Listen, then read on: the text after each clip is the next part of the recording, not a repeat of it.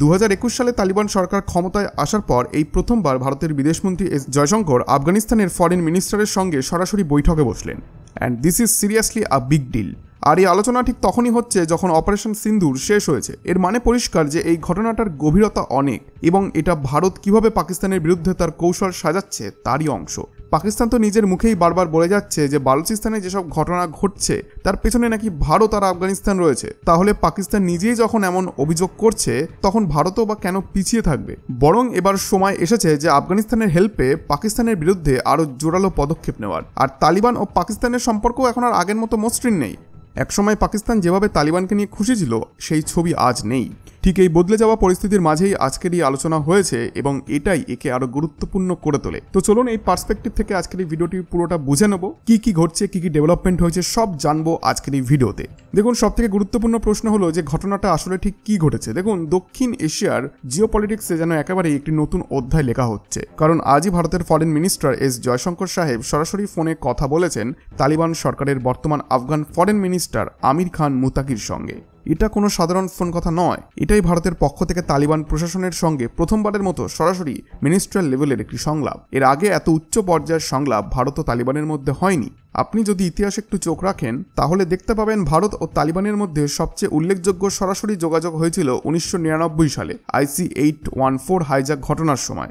ওই সময় এয়ার ইন্ডিয়ার বিমান কান্দাহারে ল্যান্ড করেছিল, আর সেখানে বহু নাগরিক ওই বিমানে ছিলেন, এবং তাদের প্রাণ রক্ষার জন্যই তৎকালীন ফরেন মিনিস্টার যশবন্ত সিং তালিবান কর্তাদের সঙ্গে কথা বলেন। কিন্তু সেটা ছিল একটি এমার্জেন্সি সিচুয়েশন। এরপরে যখন 2021 সালে আমেরিকা আফগানিস্তান থেকে পুরোপুরি সেনা প্রত্যাহার করে নেয়, তখন তালিবান আবার ক্ষমতায় আসে। আর তখন পাকিস্তানের শুরু হয় এক অদ্ভুত উৎসব, এক উদযাপন শুরু হয় যে এই বুঝি ভারত দখল হয়ে যাবে, বা তালিবান ও পাকিস্তান একসাথে মিলে ভারতের বিরুদ্ধে আক্রমণ চালাবে। এটাই এক খোয়াব দেখেছিল ইসলামাবাদ। কিন্তু এখানেই তো আসল সমস্যা। পাকিস্তানের প্রশাসন, বিশেষ করে ISI আর সেনাবাহিনী এতটাই উত্তেজনায় ভেসে যায় যে তারা বুঝতেই পারে না যে আসল পরিস্থিতি কি। ভারত কিন্তু সবসময় তার স্ট্যান্স পরিষ্কার রেখেছে। ভারত বলেছে যে তালিবান যদি ক্ষমতায় আসে তাহলে সেটা ইনক্লুসিভ হওয়া উচিত, অর্থাৎ এমন সরকার গঠন হোক যেখানে আফগান সমাজের সব সম্প্রদায়ের অংশগ্রহণ থাকবে।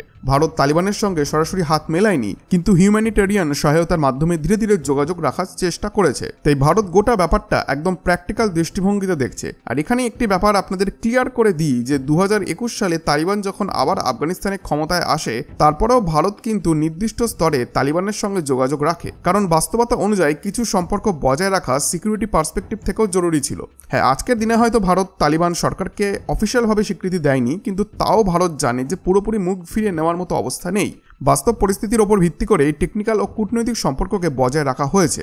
উদাহরণস্বরূপ জুন 2022-এ ভারত কাবুলে একটি টেকনিক্যাল মিশন চালু করে, যার মূল উদ্দেশ্য ছিল হিউম্যানিটেরিয়ান এইড কার্যকর সরবরাহকে নিশ্চিত করা। যদিও এখন আফগানিস্তানে ভারতের কোনো ফুল ফ্লেজড এমবেসি নেই। এরপর 2025 সালের জানুয়ারিতে ভারতের ফরেন সেক্রেটারি বিক্রম মিশ্রি দুবাইতে তালিবান সরকারের ফরেন মিনিস্টার মুত্তাকির সঙ্গে বৈঠক করেন। এটাকে বলা হয় ট্র্যাক 1.5, যেখানে সরাসরি সরকার নয় বরং উচ্চ পর্যায়ের আধা সরকারি সংলাপ হয়।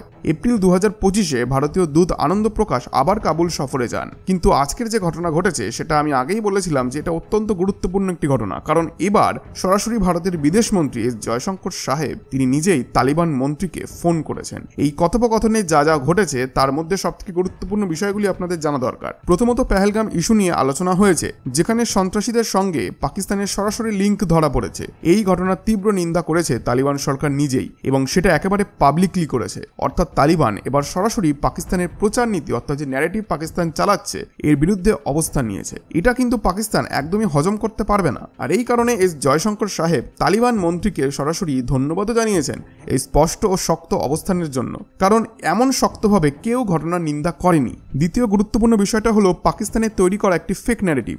পাকিস্তান এটা প্রচার করতে শুরু করেছিল যে পেহেলগাঁওতে যে অ্যাটাক হয়েছে এটি একটি ফলস ফ্ল্যাগ অপারেশন ছিল, কিন্তু তালিবান সরকার, বিশেষ করে ফরেন মিনিস্টার মুত্তাকি, এটিকে সরাসরি নাকচ করে দিয়েছেন। তালিবান স্পষ্ট ভাষায় জানিয়েছে যে পাকিস্তানের এই দাবি পুরোপুরি ভিত্তিহীন এবং মিথ্যা। অর্থাৎ এবার তালিবানও পরিষ্কার বলছে এই হামলার পেছনে পাকিস্তানেরই হাত রয়েছে। এই অবস্থানে দাঁড়িয়ে ভারতের বিদেশমন্ত্রী জয়শঙ্কর তালিবান সরকারের এই স্পষ্ট অবস্থানের প্রশংসা করেছেন। তিনি বলেছেন এটা খুবই গুরুত্বপূর্ণ যে তালিবান খোলাখুলিভাবে পাকিস্তানের এই মিথ্যা প্রচার ভেঙে দিয়েছে। আর এখন সময় এসেছে সারা বিশ্ব জানুক পেহেলগাঁও টেরর অ্যাটাকের আসল চেহারা কি ছিল আর এর জন্য কারা দায়ী। এই অংশটা পাকিস্তানের মুখোশ খুলে দেওয়ার ক্ষেত্রে একটি বড় ভূমিকা রাখছে। এরপর আসে তৃতীয় একটি ইম্পর্টেন্ট আলোচনা, সেটি হচ্ছে ডেভেলপমেন্ট এবং বাণিজ্য নিয়ে। এস জয়শঙ্কর এবং মুত্তাকির মধ্যে আলোচনা হয়েছে কিভাবে আবার দুই দেশের মধ্যে ট্রেড ও বাণিজ্য চালু করা যায়, বিশেষ করে চাবাহার পোর্ট। আপনাদের নিশ্চয়ই জানা আছে যে ইরানে অবস্থিত এই বন্দর ডেভেলপমেন্টে ভারত বড়সড় বিনিয়োগ করেছে। এই চাবাহার পোর্ট ব্যবহার করেই আফগানিস্তানের সঙ্গে ভারতের ট্রেড রিস্টার্ট করা যেতে পারে। এছাড়া এয়ার রুটস এবং বিমানপথের মাধ্যমে আফগানিস্তানের বিখ্যাত জাফরান আর ড্রাই ফ্রুটস ভারত আমদানিও করতে পারে, যা ইন্ডিয়ান মার্কেটে বিশাল চাহিদার জিনিস। শুধু তাই নয়, ভারত যে আগেও আফগানিস্তানের মানুষদের পাশে ছিল সেটাও আবার জোর দিয়ে তোলা হয়েছে এই বৈঠকে। ভারতের করা কিছু প্রজেক্টও আছে এর মধ্যে এবং এগুলি ভারত আরও জোরালোভাবে সাহায্য বাড়াবে এই আশ্বাস মিলেছে। আর এই ফোন কলটা শুধু একটি কার্টাসি কল ছিল না, এটা ডিপ্লোম্যাটিক নর্মালাইজেশনের দিকে একটি বড় পদক্ষেপ। মানে ভবিষ্যতে ভারত আফগানিস্তানে আবার এমবাসি খুলতে পারে, যদিও সেই সিদ্ধান্ত এখনো ফাইনাল হয়নি এবং এই নিয়ে কোনো অফিসিয়াল ঘোষণাও আসেনি। তবে এটা স্পষ্ট যে ফরেন সম্পর্ক আবার নতুন পর্যায়ে উঠেছে।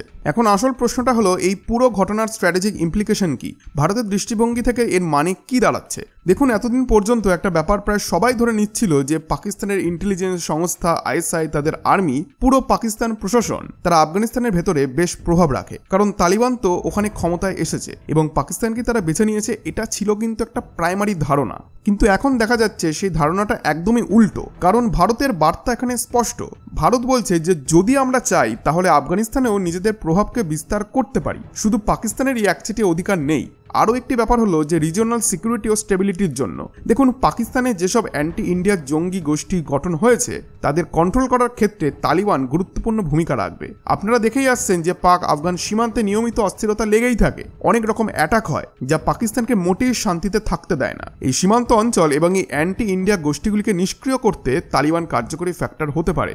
এখন এই পুরো ঘটনা প্রবাহে ভারতের ফরেন পলিসি সার্কেল কি বলছে দেখুন। সরাসরি বললে বেশিরভাগই এই পদক্ষেপকে স্বাগত জানাচ্ছে, কারণ সময়ের সাথে সাথে গ্রাউন্ড রিয়ালিটি বদলায় আর তাতে কূটনৈতিক পলিসিতেও পরিবর্তন আনা দরকার। ভারতের আফগানিস্তানের আগের সরকারের সঙ্গে সম্পর্ক ছিল দারুণ, বহু বড় প্রজেক্টও করেছিল ভারত। এখন তালিবান আশায় যে তারা হতাশ হয়েছে তা নয়, বরং বাস্তবতাকে তারা অ্যাকসেপ্ট করেছে। এখন পাকিস্তানের রিয়াকশন কি হবে দেখুন। এক কথায় বললে পাকিস্তান নিশ্চিতভাবে আগুন হয়ে উঠবে। তাদের জন্য এটা কোনোভাবেই পছন্দের পরিস্থিতি নয়।